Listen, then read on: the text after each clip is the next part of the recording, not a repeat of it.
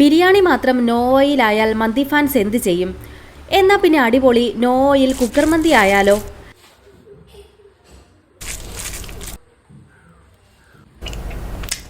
ആദ്യം ഒരു കുക്കറിലേക്ക് ഒരു തക്കാളി അരിഞ്ഞതും, അര ക്യാപ്സിക്കം അരിഞ്ഞതും, ഒരു സബോള നീളത്തിൽ കനം കുറഞ്ഞരിഞ്ഞതും, ഒരു ടീസ്പൂൺ ജിഞ്ചർ ഗാർലിക് ചതച്ചെടുത്തതും, 3 മാഗി ക്യൂബും, ഒരു ബേ ലീഫും, ഒരു ഡ്രൈ ലെമണും, 4 ഗ്രാമ്പൂവും, ഒരു തക്കോലവും, 2 ചെറിയ കറുവാപ്പട്ടയും, 4 ഏലക്കായും, ഒരു ചെറിയ ജാതിപത്രിയും, 1 സ്പൂൺ കുരുമുളകും, 1 സ്പൂൺ ജീരകവും, 1 സ്പൂൺ അറബിക് മസാലയും, ആവശ്യത്തിന് ഉപ്പും കൂടി ഇട്ട് നല്ലതുപോലെ മിക്സ് ചെയ്യണം.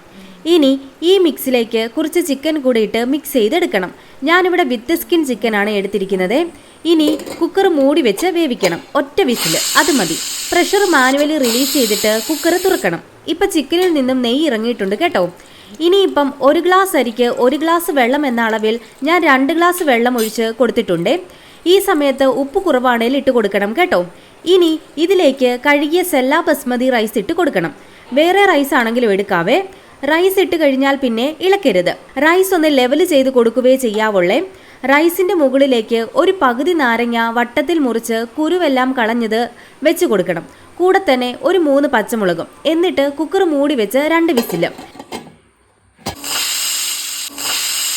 ഇനി പ്രഷർ തന്നെ പോകാൻ വെയിറ്റ് ചെയ്യണേ. പ്രഷർ പോയി കഴിഞ്ഞാൽ കുക്കർ ഓപ്പൺ ചെയ്യാം. നോ ഓയിൽ കുക്കർ മന്തി റെഡി.